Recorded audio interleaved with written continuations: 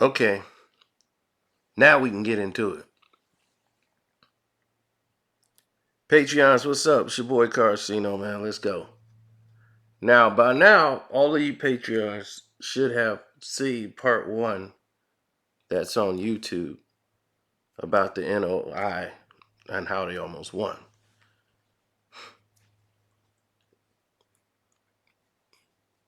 Now, if you hadn't, you can stop this here and go check it out. If not, or if you did and you're ready to continue, let's continue. Now,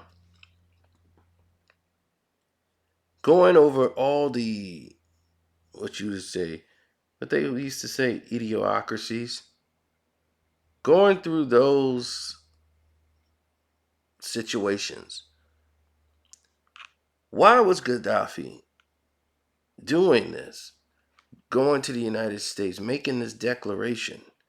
Because he saw 1,000,000 black men mobilize and storm the White House. That was not just a gesture. It was showing the rest of the country that we could be mobilized. We could create 1,000,000 people to just come together at once.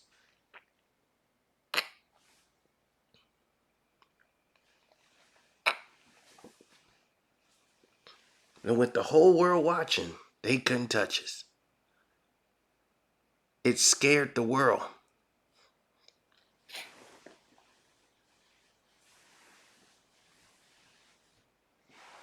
It wasn't about getting the United States to give in to demand or anything like that. This was much bigger. It showed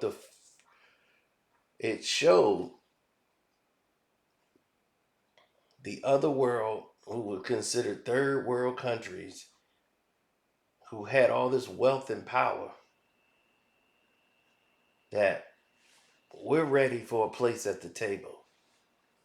So when Farrakhan went to have a talk and this communication with Muammar Gaddafi, the speak was about unification.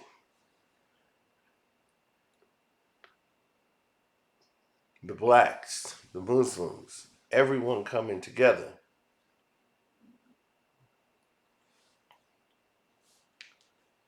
And everybody unifying.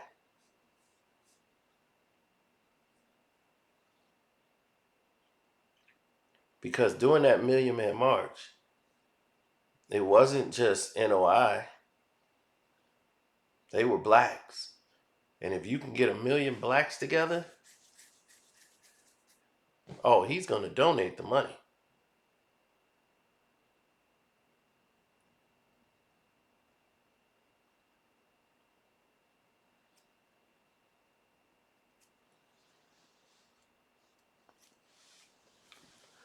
So, money was not the issue, if anybody was thinking. Hillary Clinton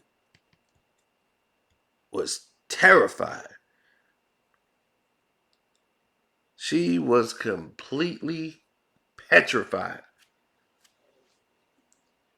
that he had the audacity to come and talk to universities, to students, then pledge $1 billion. Libya made about $7 billion just off oil a year. They were beyond rich.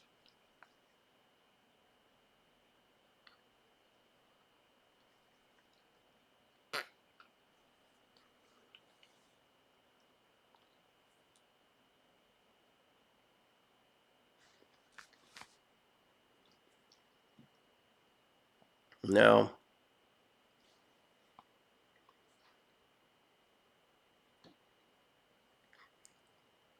You say, what's the big picture?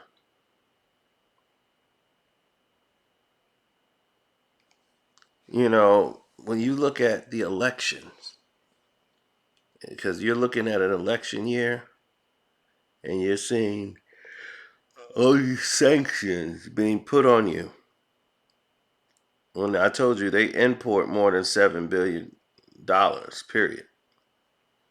So when you see that, you know his reasoning. If you get the government out of power and you get a new government in there, one that's been basically supported, by this $1 billion. The government had to deplete the foreign assets to finances in 93 and 94.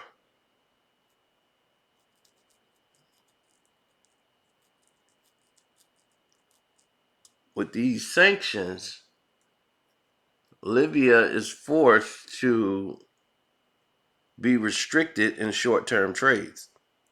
So if you got like $1 billion and you're sending it somewhere else,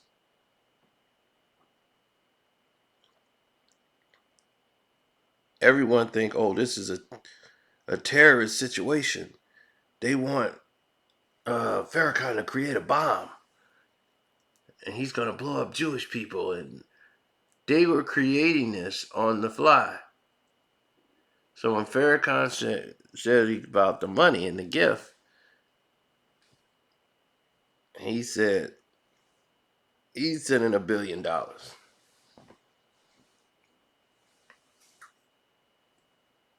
And what the purpose of it was for. So it was going to challenge a banking system and create independence and wealth.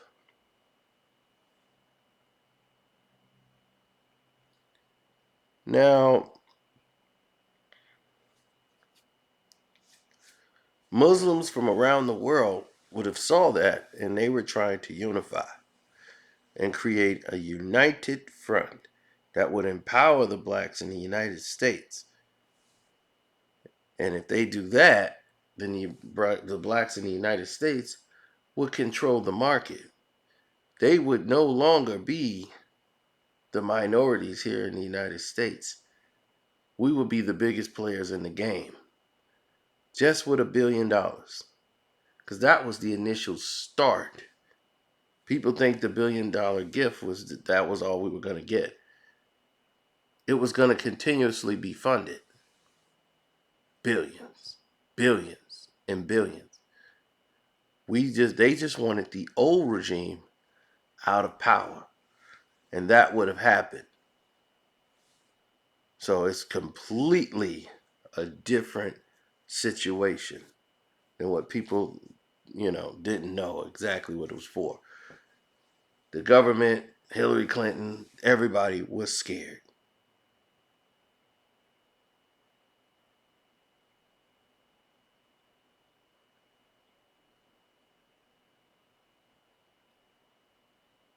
So they broke it down. The Libyan diplomats and the United Nations uh, they broke it all down on how it was going to go, and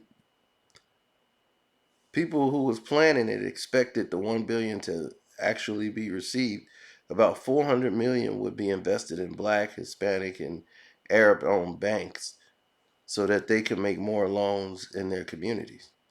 A little more than 400 million would be put in a management of a Hispanic-owned and 5 Black-owned investment firms to encourage corporate executives to adhere to social economic policies that, for minorities and stuff like that. It's like the NOI would underwrite a foundation, a fund, a voter registration effort, and they would pay Rex Harris his fees, and his fees would have been about close to 70 million in fees. But he said he wouldn't even take that money. He said, I wouldn't take that much. But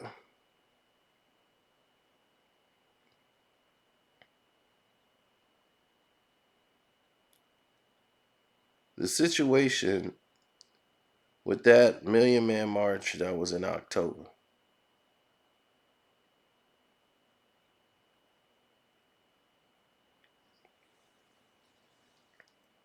everyone thought Farrakhan would run for a political office.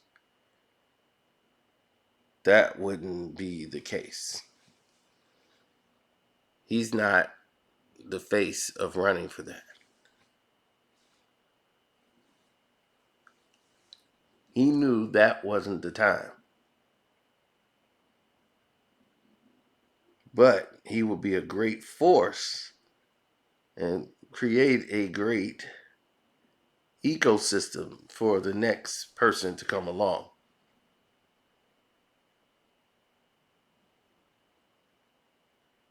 Now, it was highly widely put into play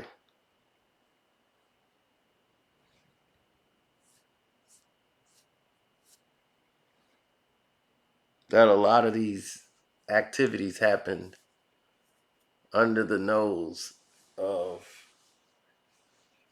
the president elect. They were like, can someone explain to me how Bill Clinton not really know what's going on, but Hillary is fully briefed? And Bill to come up with a diplomatic way of dealing with it because it's his butt on the line. Hillary has a more combative approach to dealing with situations. If anybody wanted to know about Hillary Clinton, she is the most vicious woman to ever be in that position or seat. She was almost worse than any man in that position because no one would expect it coming from her. But she's ruthless because she's the one who felt like I'm smart enough to be president of the United States, but I can't because of my gender. So now I got to get close to this doof and make him a candidate for president of the United States. So I got to marry him even though I don't really want to. But I'm going to marry him anyway because he's just got a wandering eye. He's just sick.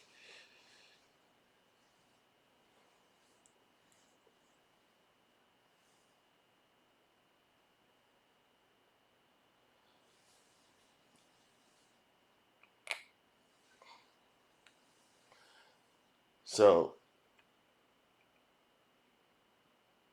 she knew he's a great speaker. He speaks from his heart. He's a real heartfelt person.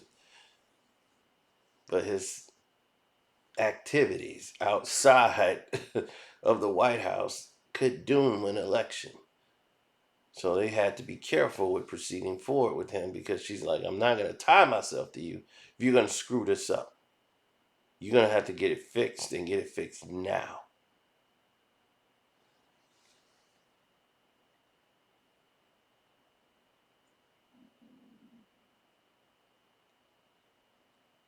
Now,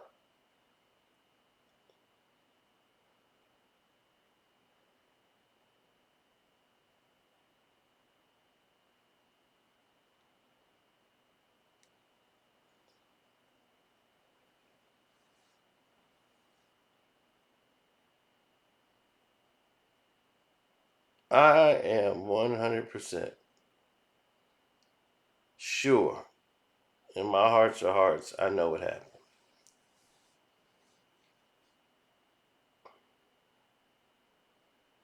I'm sure of it. See, the government knew at that time Gaddafi was, it would have been too noticed, but he was put on a very short leash and they were going to keep coming hard with the sanctions and draining him till his outside supporters could no longer stand. And after 9/11, the world would be changed forever.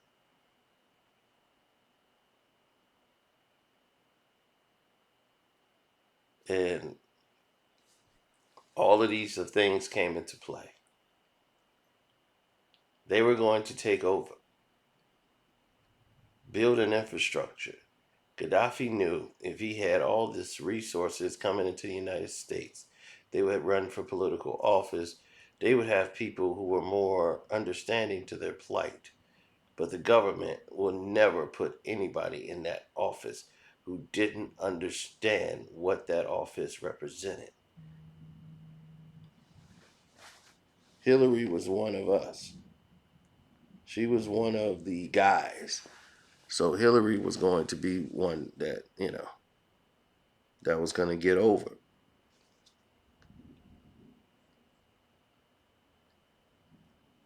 Just a lot of things put in place. So after this was done, Clinton Incorporated was born. It was put into play to make that money, to generate the money. Nobody seemed to care about which direction any of it was going.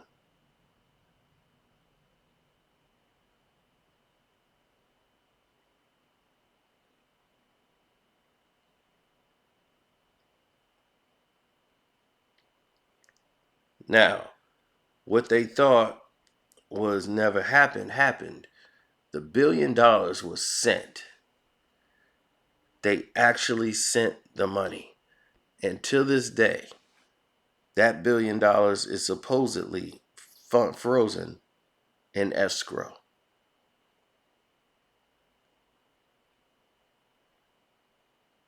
Farrakhan wasn't allowed to give the money back to Libya.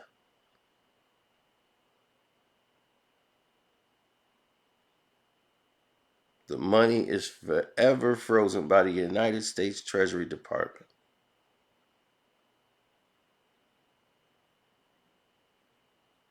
They wanted to disturb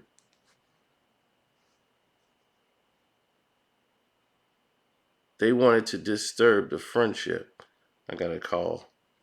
They wanted to disturb the friendship and the connection between Farrakhan and Gaddafi. So when he couldn't return the $1 billion and said the government had frozen, he already knew and said, "Don't worry about it." $1 billion. Said, "Oh, we're brothers for life. Don't worry about it." Well, we expected this. But they got what they wanted for the $1 billion. The distrust of the government by the people. They needed to see that. They needed to have the American government embarrassed. As long as it was printed that they gave the money and the United States froze it. Showed the people, look, that's your enemy. See? Not us. It's them. See? We gave the $1 billion. And now they want to keep it from you. Now this all laid the groundworks for Barack Obama.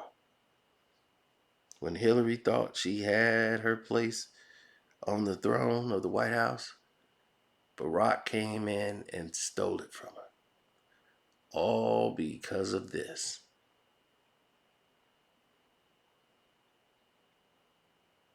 The wheels was turning. Except strings were pulled, ideals was met, and Barack feared their power and didn't use his own.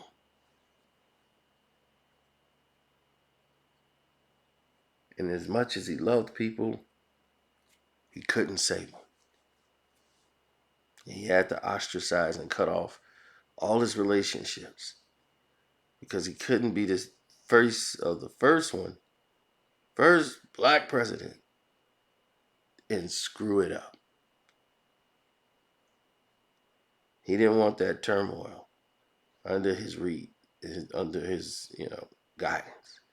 So when Gaddafi wanted to use Barack, this is what the plan was for. He had to go. He made one last plea to Barack in person when he visited the United States.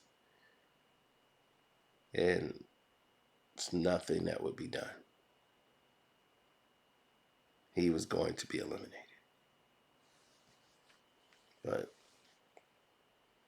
And sadly, Hillary got her wish as he was eliminated by NATO, rather.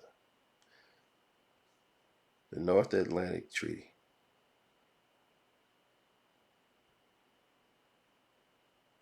Took over Libya's oil. So, anyway, let me go ahead and get this done. Thank you for your time, Patreons. Those who cared to know and watch part 1 and part 2. I had to call my mom back and see what mom wants. Everybody hit me up now. All right. Peace.